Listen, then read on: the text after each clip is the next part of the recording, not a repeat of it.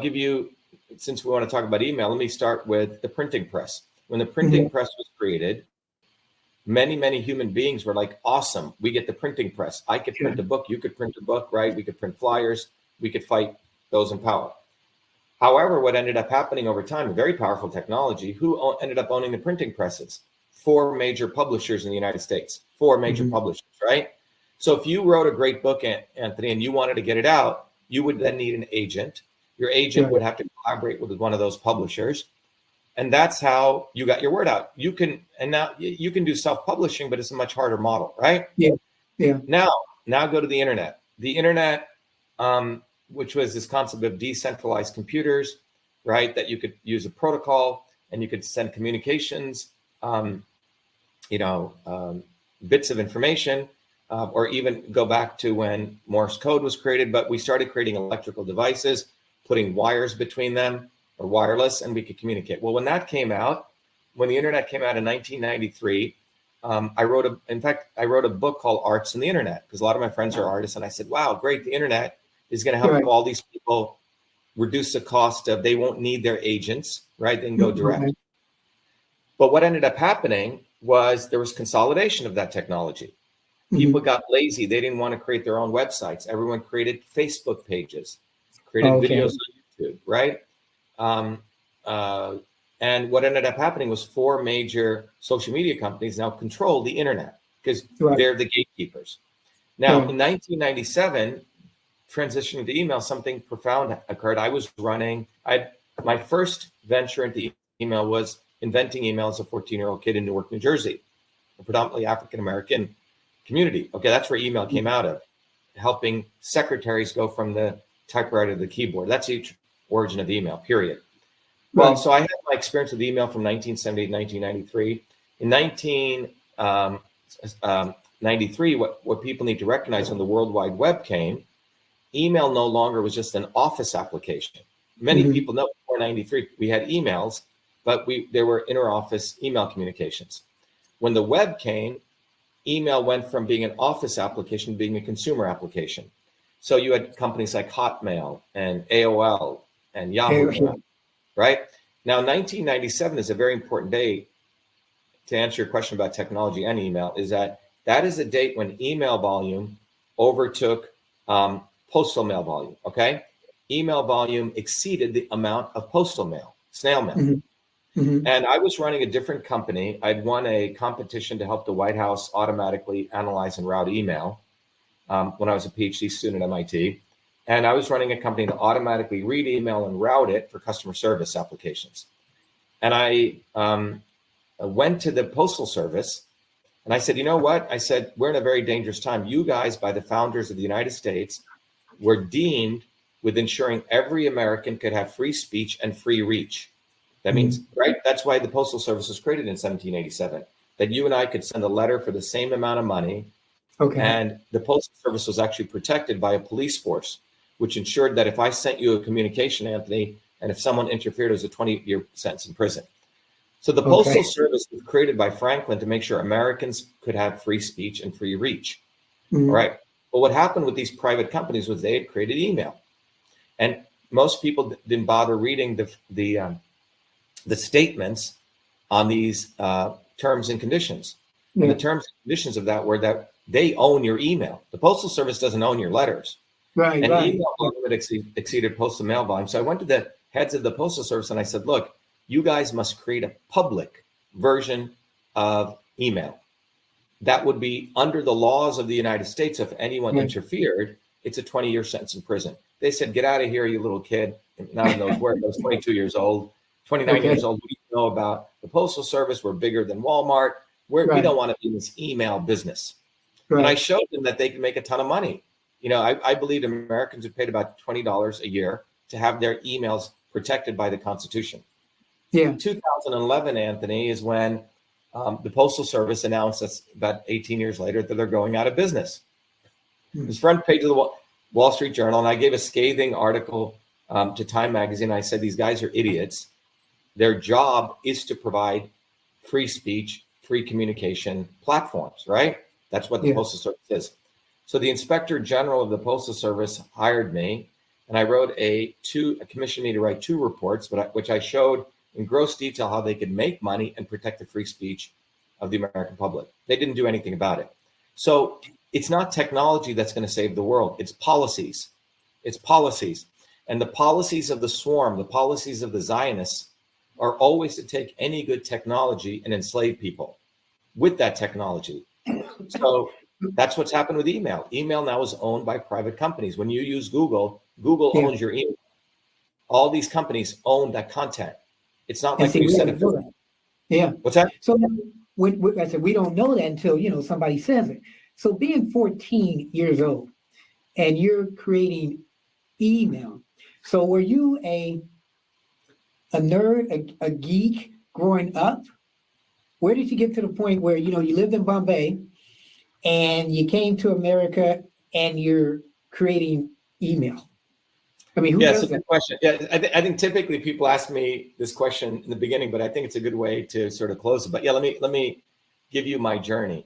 Right. So I was born in India in 1963, December 2nd, 1963. I left India on December 2nd, 1970, literally on my 7th birthday. Okay.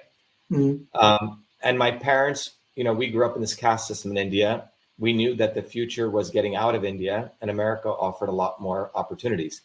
When I landed in Kennedy Airport, it took us 3 days to get in those days to the United States, Anthony. I was wearing shorts. I didn't know it was, I've never seen winter. I didn't even know what snow was. Right. And it was this light, beautiful snow that was coming down as I was getting off, those on the TWA flight on those stairs. And very nice couple, an African-American couple in Patterson, that's where we settled, came with my father, and they took us to the Salvation Army because we didn't have any clothes. So people don't know Salvation Army is like a thrift store. We got all of our winter clothes. So I initially grew up in Patterson, which is still one of the poorest cities in the United States. And my parents really believed in education. And that was instilled into us, like education is the way you liberate yourself. You're a slave if you don't get educated. So we lived in Patterson, and whatever money my parents would make, and by the way, my dad, who was a very smart engineer, would always get paid 1/3 less than his white counterparts. Okay. But that's, what it was in those days. But then, so my parents' next town that they moved to was a town that was a working class town of blacks and whites called Clifton, New Jersey. And then we stayed there until 4th grade. And then we moved to another town called Parsippany, which had a little bit of a better school system, all public schools. My parents could never afford it. My mom was very against private schools, just on the elitist notion. She was very principled. And then we, at the age of 14, to give you an idea, I was a star pitcher. Many people said I could have gone to the major leagues. I could throw a fastball. I was a shortstop. I was on the all division in all of New Jersey, #1 division, the high school that won undefeated soccer. I was a center half. So my father believed that you have to be mind and body. You don't just be a nerd. You have to be both. So I was a very good athlete, soccer, baseball, tennis. And I was hard worker. I worked my butt off. I would, play, do my sports and come home at about 8 p.m. And between 8 p.m. and 2 a.m., I would do math problems, And so in 8th grade was a big transition point because a year before, Anthony, in 7th grade, I had gone off to India again. My grandmother was dying. And you have to understand, my other grandmother in India was a village healer. She was a shaman, okay? My grandmother could look at your face. She could predict what's going on in your body. She had learned all these ancient medical sciences, all right? So I had learned about medicine. I had learned about the caste system. So, 1975, 76, I go back to India to visit my grandparents. And that's when I realized, that's when everything hits me, Anthony, politically, even starker, like, wow, here I'm in this village where there's no roads, there's no running water, right? And here, you walk around with your bare feet, and that my grandparents are very, very poor. My grandmother would plant rice in the rice fields. She would come home with leeches on her legs, right? These are very poor people. That's when I realized, oh my God. Yeah. America and the United States or India are so different that in the next 2 weeks, I'll be going back to that world, America. And I will Okay, have wow. all these luxuries that my grandparents will never have. My aunt lived in a little 10-foot by 10-foot hut, right? So that's when something in me, and I don't know where it came from, I think it came from a message from God, said, you better do something with your life. You better not be a parasite. And it was very deep, Anthony. And I remember leaving the train station, the Caboose train station, looking out the window. My grandparents, great love, they're crying. I'm crying because I know I may not see them for a long time. But this thought descended from the top of my head to my whole body. I can't describe it. I can still feel it. It said, you better do something with your life to help these people, help all people. So when I got back, I decided I was going to be a great student, like the best, like I was in athletics. Right. So by the 8th grade, by the 9th grade, I had finished calculus. I had a very interesting teacher who let us go as fast as we wanted. So I blew past algebra, I blew past trigonometry, algebra 1 and 2, but calculus was only offered to the seniors, right? In the 12th grade, but I finished it by 9th grade. And so my high school had no more math courses to offer me. And lo and behold, my mom, who was, again, very, very enterprising, very smart, worked her butt off in addition to being a great mother. A friend of hers had given a little news clipping of an article that came out in the Washington Times, which is a little newspaper in New York. Okay. And the newspaper article said that there was a professor at NYU who had gotten some money from the National Science Foundation to select 40 students across the entire United States in a competitive selection process. Then we would be allowed to go to NYU, the Courant Institute of Mathematical Sciences, which is one of the most preeminent institutions in the world. And these 40 students would get an intensive, like a Navy SEAL type program to study computer science. Okay. In a very intensive 2-month, 3-month program. I was in the 9th grade. I was actually not even allowed to apply because only for people who were in the 11th grade. Anyway, I applied. I got great recommendation letters. I had very good grades. And because I completed calculus, they had to consider me like a senior. So I get accepted. Okay. So I get accepted into this elite program, the only dark-skinned Indian kid from New Jersey. And at that time, and I was at that time, my parents had gone to a new high school called Livingston, New Jersey, which was predominantly all Jewish kids. And Jewish kids, very nice kids, but on the summertime, their parents would send them to Israel. And my friends would transform. They'd come back rabid animals wanting to kill every Palestinian. Nice kids, they come back wanting to kill every Palestinian. But one of the philosophies was that only Jewish people could be smart. They're the chosen people, right? And me and my sister were only the 2 Indian kids, dark skinned. There were no blacks on 4,000 white kids. All right. So you can imagine the situation there. Okay. I'd have to work 3 times harder to get the A. Right. And I can tell you many, many stories there. Anyway, but I get accepted to this program. I graduate that program number 1 out of 40 kids. All right. The head of that program was a guy called Henry Mullish, who moved to Israel. And several years ago, I went and gave his memorial lecture in Israel. So I graduate number 1 in that class. Now I got to go back to high school. High school's pretty boring. I have to take humanities. Yeah, so I got to go back to high school. I'm in 10th grade, and I only have humanities courses left. So a very interesting teacher, her name was Stella Alexiak, she believed in this concept of independent study. So she argued with the school administration, fought for me, a fighter. And she said, hey, this guy, he's got no math course. He's going to get bored. And through my mother, we had found a professor in Newark, New Jersey, a very small medical college called Rutgers Medical School, University of Medicine Dentistry at the time. And he was a physicist. He was a young physicist who had come into that university, and he was creating a computer lab to use computers for medicine. So after we got connected, he looked at me and goes, look, I can give you a job here. I can appoint you as a research fellow. So at the age of 14, Anthony, I get appointed as a research fellow in a small medical college because they knew I had these computing skills. Remember, computers were just new. It was hard to find computer programmers. So I graduated number 1. He didn't care what my age was. And he gave me this opportunity to work there. Okay. My first job was to write a computer program that could analyze baby sleep patterns. This was a hospital, right? So there was a disease called sudden infant death syndrome where babies suddenly die in their sleep. which actually Right. affects a lot of African American people. Okay, babies. Okay. So at that college, they had access to the best data on looking at baby sleep patterns and when they would stop breathing. So I analyzed those patterns using what you would call today AI, and I created some AI pattern recognition algorithms that could figure this out. And I ended up publishing a paper before I came to MIT, by the way. So while I was doing that, the Dr. Michelson gives me another very important challenge. You see, you know this, Anthony. Anyone over the age of 40 remembers this. Many of the organizations in the 1970s or even before, how did they communicate? So if you had a big building, right, or a big university or a big organization, the government, how did people communicate? Well, they had the landline phone. Right. There was no cell phones. So if one office wanted to call another office, they pick up the phone and they do the rotary dials. Remember those, right? The other was they had this thing called the inter-office mail system. The inter-office mail system. This system was a system that worked using a very important technology called paper.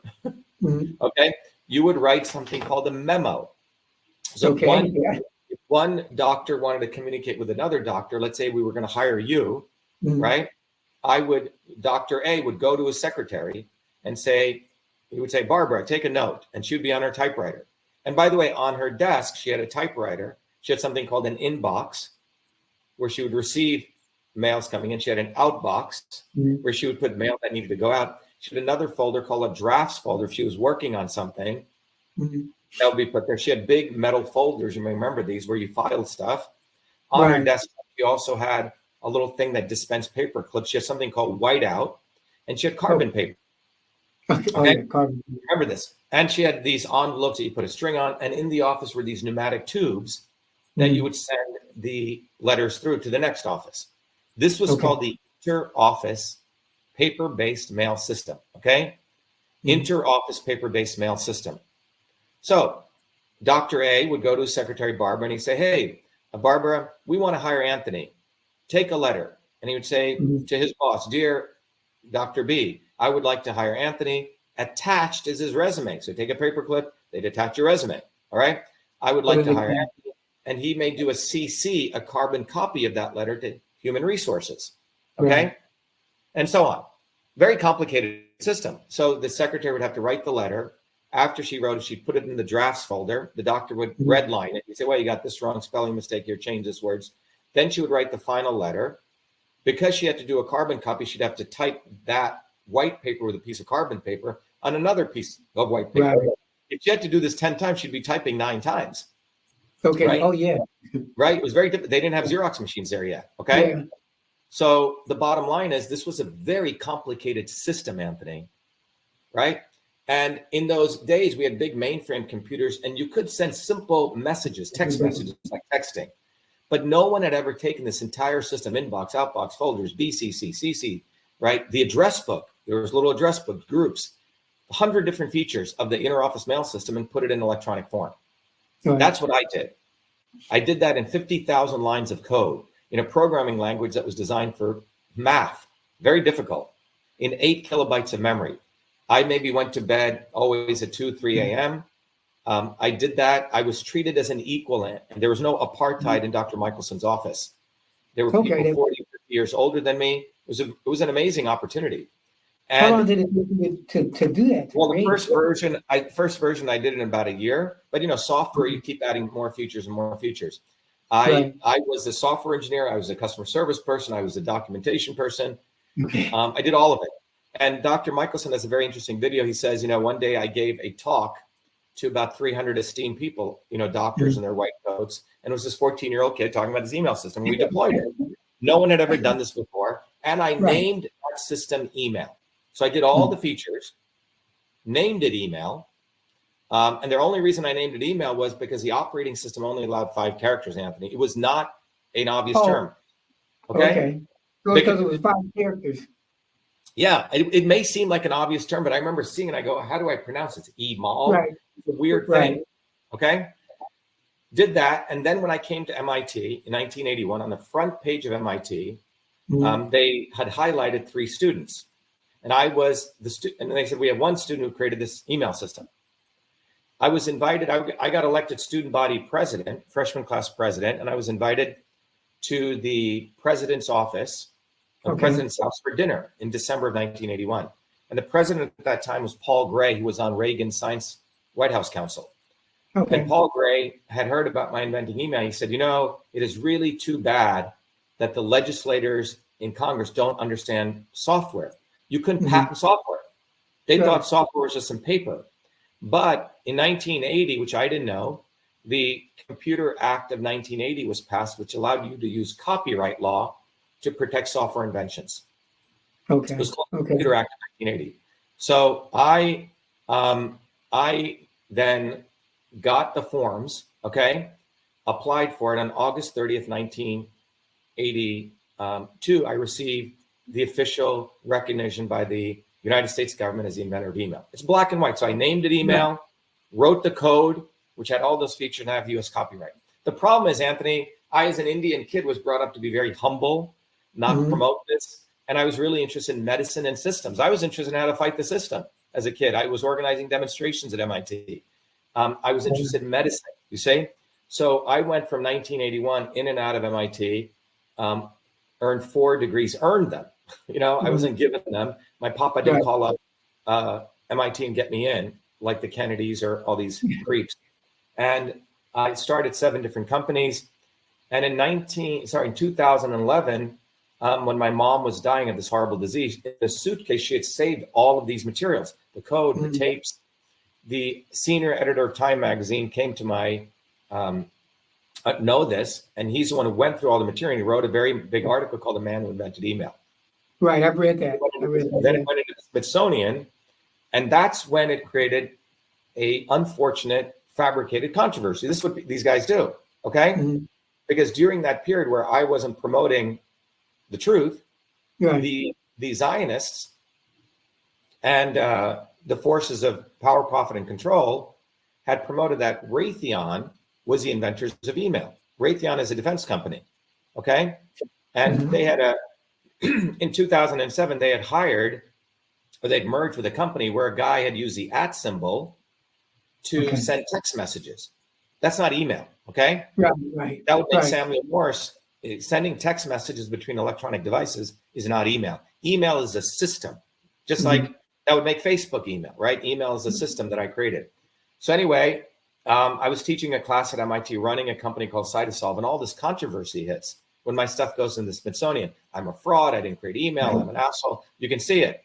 And the people who were doing this were these liberal elites who did not want to recognize that a dark-skinned Indian kid invented email before he came to MIT. You see, because this throws off their narrative that you have to be a white guy who goes to an elite institution and drops out like Bill Gates or Zuckerberg, and then you're anointed as an inventor.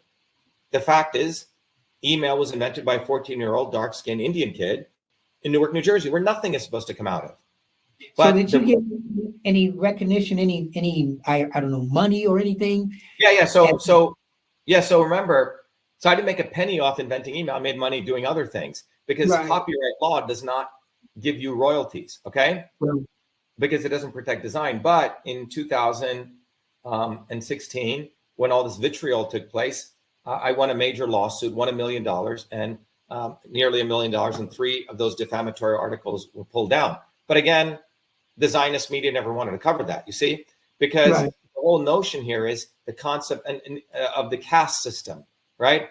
We have a caste system now in the United States that after you go to MIT, after you go to Harvard, then you're in the club, or after you're at Yale, and then you can be a dumb shit, but then you get recognition. The problem they have with me, Anthony, is that I went to MIT and I was one of the best graduates out of there, but I created email before I came to MIT. So this is a serious problem for them because I have seen both sides. I by the way, a 14-year-old boy is the one who invented TV, Philo Farnsworth. The reality is that great innovations come from outside of their institutions of power, but they always have to anoint. They think they get the choice to decide who is smart and who isn't. It's a form of casteism, racism, right? Elitism. Is it worse now? And I guess politically it's worse, or socially it's worse, even though we have a black president. And some people say Bill Clinton, but even though we've gone through those changes, is it better or worse or the same? Oh, well, it's a great question. I think what's happened, Anthony, you're asking a great question. What's happened is, unless people build bottoms-up movements and fight for their rights, we don't have these freedoms just because we have them. They can easily go away. Yeah. So I would argue it's become worse because we have consolidation of technology and power that within a microsecond, I could say Anthony is this or that, and I could destroy your reputation, character, assassinate you like never before, right? So that's what's happened. We have consolidation of power as never before. We now have a global caste system. That's what we have. A global caste system, a multiracial aristocracy. That's what we have right now. Before it was just one race or one group of people, you could say subjugating the world, like the British Empire. But now we have a global caste system, blacks, whites, brown, yellow people, who are part of the swarm, as I call it, who control people globally for one interest, for power, profit, control. That's why the movement, that we've created, Truth, Freedom, Health, is a global movement. My running for president here is just one part of that movement. But we need a global movement that awakens people to understand these systems of power, how they work. And there's a science behind it, Anthony. So that's what, excuse me, I'm committed to educating people on right now. That system of power. That's one part, the curriculum. And then mobilizing people bottoms up and making sure people get on the ground. One of the key things, that we have done with our run for president is we are giving people the opportunity to become volunteers. If you notice throughout this discussion, I've not once said, give me money, donate to my campaign, right? What we want people to do is to volunteer. So, people go to shivaforpresident.com, right? Let me take you here. I want to show you the critical thing that everyone can do and that highlights our campaign. So people go to shivaforpresident.com, right? First thing is one people to volunteer, but there's a section here on the right called free downloads. And what we want people to do is to recognize what's really going on, right? And if you look at this flyer that we have here, Anthony, anyone can download this. And we want people to print this out on their local printers, go to your public library. And what this is sort of the core messaging of what we're saying. The lesser of two evils, or even the quote unquote fake independents like Booby fucking Kennedy, are killing our children. So the core messaging is this. And by the way, this curve is probably even worse for African Americans. But this red line is since 1980, the US life expectancy is going down. It's an upside down umbrella. See that? Yeah. Right. So this is what's going on. But this is because of policies. So if you have a child today, your child is going to have a shorter lifespan than you. And the rest of the world is also going to start going down like this. Okay. Wow. Right. So it is the policies, Anthony, of the swarm, as I call it, of the left and the right, Democrats and the fake independents. Right. And what we need a systems overhaul. If you think voting once every 2 or 4 years is going to change something, you need to have your head checked. Right, all of them since 1963, and the Kennedys were really behind this, Kissinger, have created a system which is about destroying the life, liberty, and the pursuit of happiness. That's what's happened. And it's not going to change by some voting for somebody. So my run is about building a movement. And then you see who's a swarm. People can go on this flyer. They can go check out this great swarm video I did in about 15 minutes. And then we give the solution. So the left side's a problem. And the right side is we need to shatter the swarm. I'll perhaps play our campaign video before I leave. And then how everyone can get educated, right? And then we invite people to come to our town hall. Every Thursdays, we have a town hall. And at our town hall, we teach people how we're going to get real health care to strengthen the immune system. I teach that to people. Okay. How do we really support the environment? How do we get education for our kids? What is innovation, governance? And each one of these, I actually give the solution at our 2-hour town hall. I teach people how you can strengthen your immune system. I teach people how you can protect the environment and eat locally and healthy on a budget. I teach people how your kids can start to think again. Through systems thinking. I teach people how they can become an innovator. I teach people how you should identify who's a good leader or a bad leader. And then we teach people how to basically balance their checkbook on a level, meaning what is the difference between a profit and loss statement, a cash flow statement, and a balance sheet. 99% of people don't even know these three important financial things.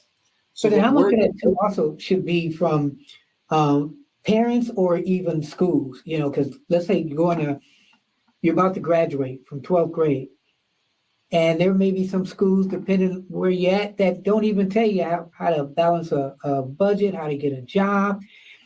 And there are so many discrepancies in the inner city, which a lot of people don't want to talk about, and then also in the suburbs. So like I was saying before at the top of the show, when you're talking about the war, African American community, they're pretty much, how does this affect me?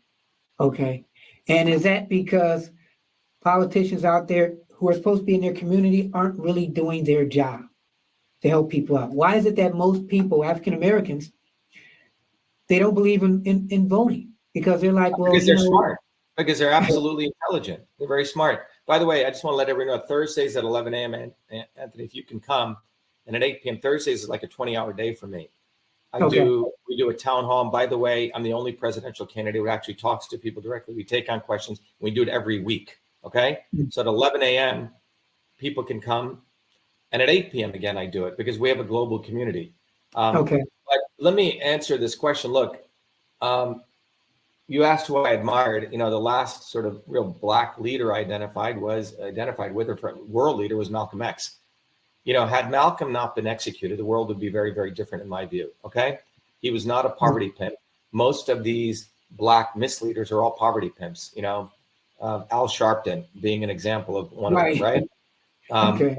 So the unfortunate situation of black people in the United States right now is they have no leadership among the black community. But our movement is educating many, many leaders right now. But you see, a movement cannot be built, Anthony, without understanding the physics. Right. There's a science to building a movement.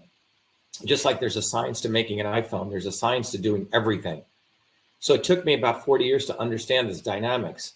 So first thing we do is we teach people this foundational science. Then we want people to get on the ground, because social media is completely controlled by the elites. Since the passage of CISA. I mean, I used to get 20, 30,000 retweets when I do a tweet. I get 20 now, okay? Or 100. Okay. Because what's happened is in 2020, my popularity, my visibility exploded because I was the first one to expose the COVID scam. I was the first one to do the Fire Fauci campaign. But the problem was I'm independent. I can't be controlled. They said, shit, this guy's getting way too much visibility. So they threw me off Twitter. And when I got back on Twitter, another scumbag, Elon Musk, the guy's never really created anything, okay? He's a puppet of Zionism. Where Elon Musk begins and where government ends, nobody knows, okay? Space is funded by government. Tesla funded by government.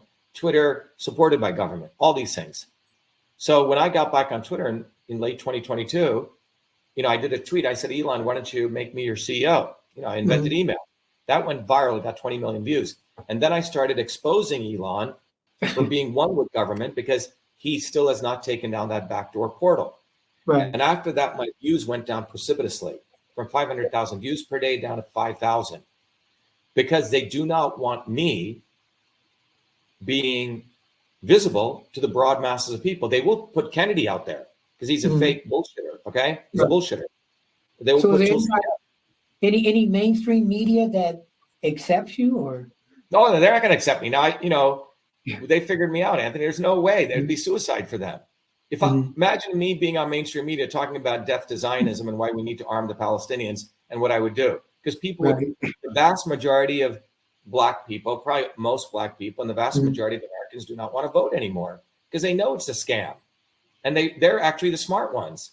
But it makes it hard to have honest to goodness, because I did when I was running, I did, home visits and everything. And you would hear from people, well, nobody ever comes to our house. We don't even know who's in office. And I tell people, all you got to do is one thing extra as a politician or whatever to make a difference. Because most people, they don't do anything.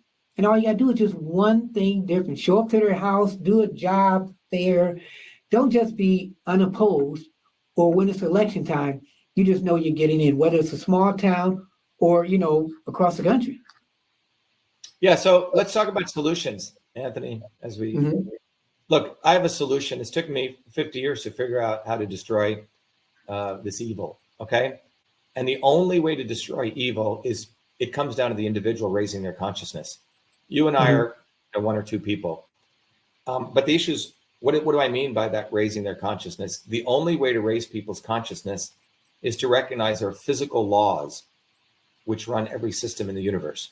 And these physical laws can be applied to your body, they can be applied to politics, they can be applied to anything.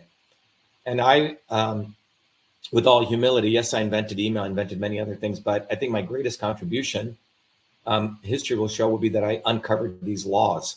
No different than the laws that you can use to build an airplane, to build a motor, to build a transistor. There are 9 principles, Anthony, that govern every system in the universe. And I used to teach them at MIT. And these principles have been around for tens of thousands of years. The elites learn these principles, and using those principles, Anthony, you asked me about technology, right? You can use technology for liberation, or you can use it for oppression. Yeah. And the elites learn these principles, and they use it for power, profit, control.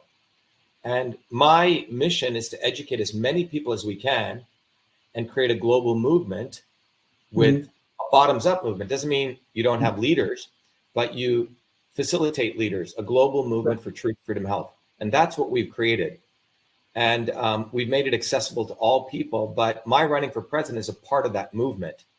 But once people understand, one person who understands the physics of these laws becomes a very potent person, no different than a nuclear physicist.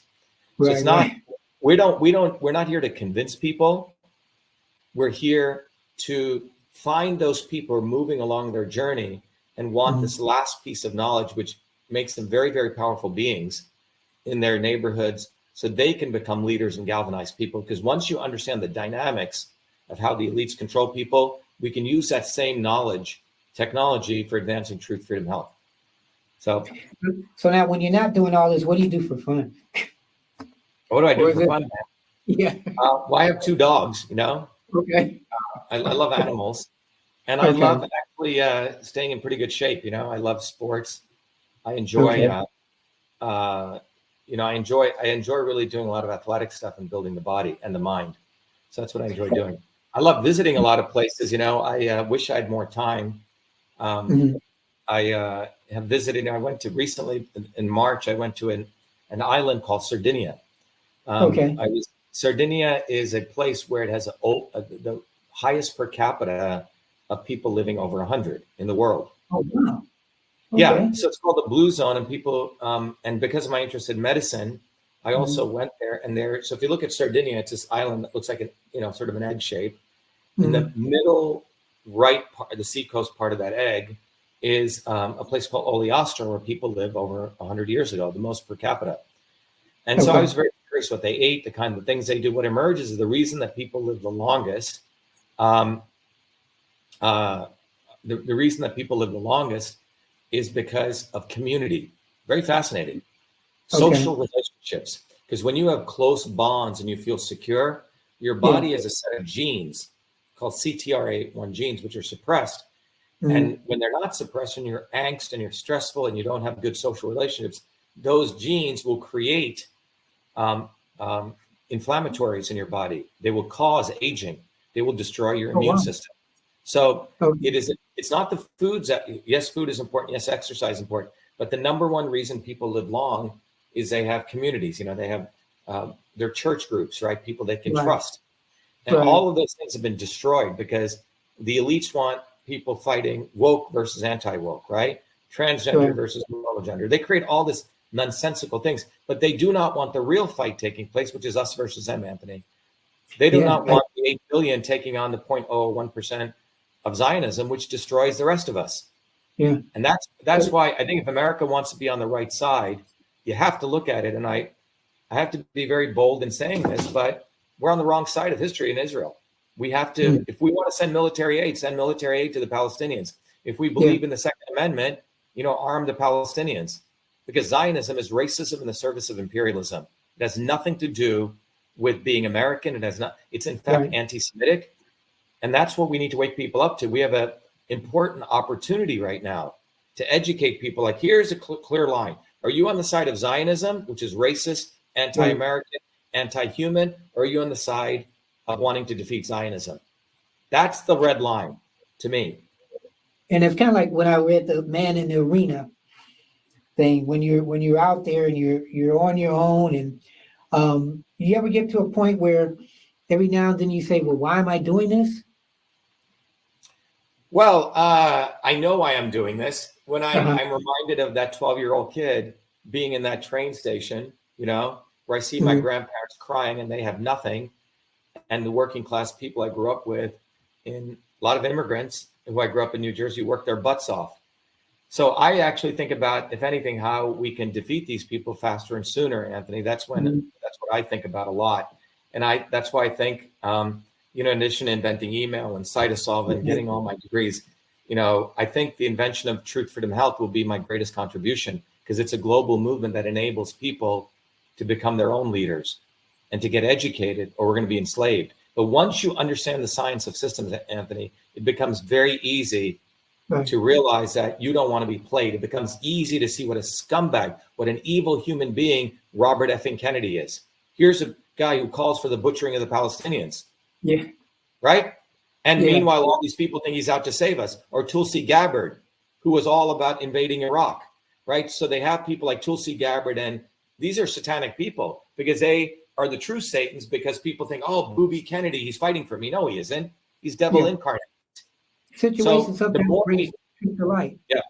the more we educate people on who the real satanic people are, that's when change is going to come, right? That's why they didn't want Malcolm. You see, the reason they executed Malcolm X was he was the real deal. He needed to be executed because they were fine people having a martyr like Martin Luther King. I have a dream. Who the fuck cares about a dream? Many people are at the I have a dream speech wondering, I don't want a dream. I want reality. It should be, I want reality. I want reality, not I have a dream. So that's where we're at. We're at a very, very critical point, and I'm the only viable presidential candidate, the only one who has consistently fought my entire life against these people. My credentials are out there, not only educationally, my credentials as an engineer, as an American, right? But my credentials of fighting these people. And that's why Americans have a big choice right now. And our winning, Anthony, is really not about me. It's really about everyone getting educated. Because the only way someone like me could win is because if we create a movement and if we raise consciousness. And I have about 4 minutes left, so tell people how they can join your movement and everything.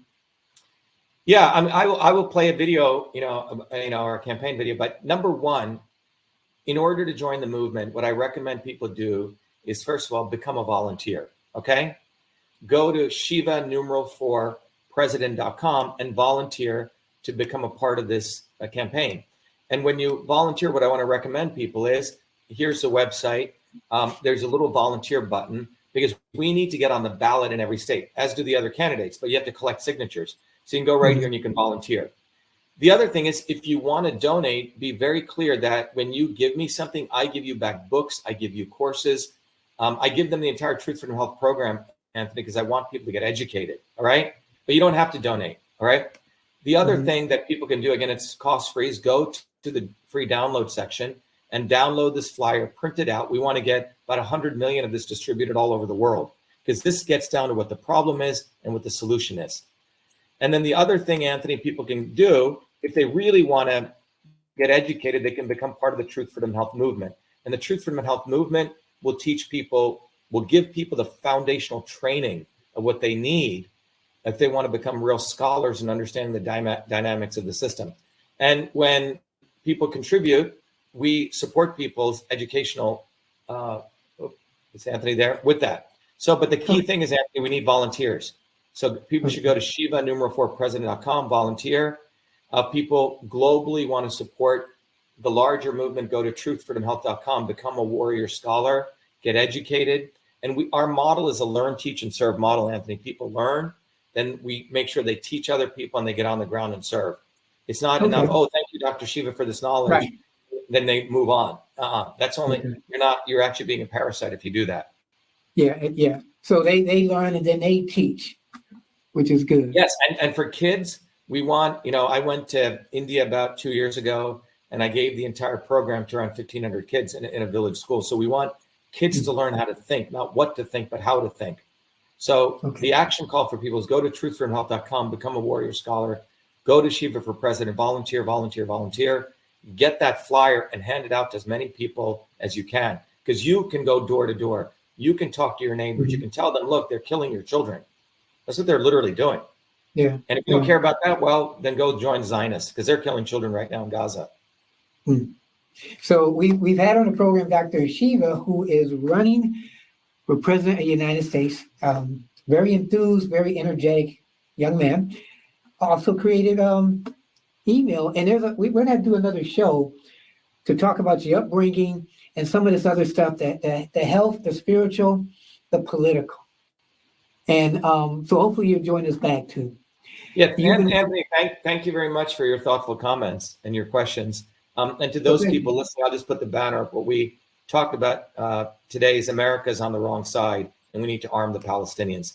America is a military machine. Let's arm the right people right now. If you want to arm people and you want to give military aid, what Biden is doing right now is just giving some crumbs, act like we care. Why don't you give these people weapons to fight Zionism? That's what we need.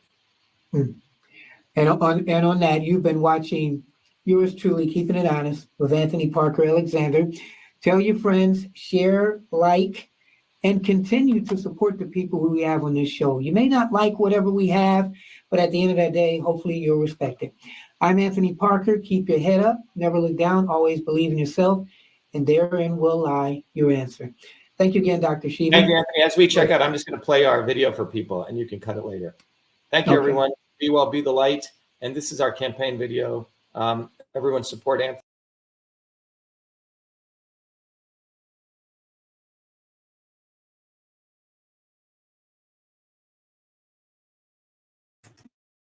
And welcome back again. Yours truly, Anthony Parker of Keeping It Honest. Hope you enjoyed the show with Dr. Shiva. Tell your friends, like, share. Give me some input on that. I know a lot of people liked it. A lot of people were upset with it. But again, we keep it honest. We keep it real.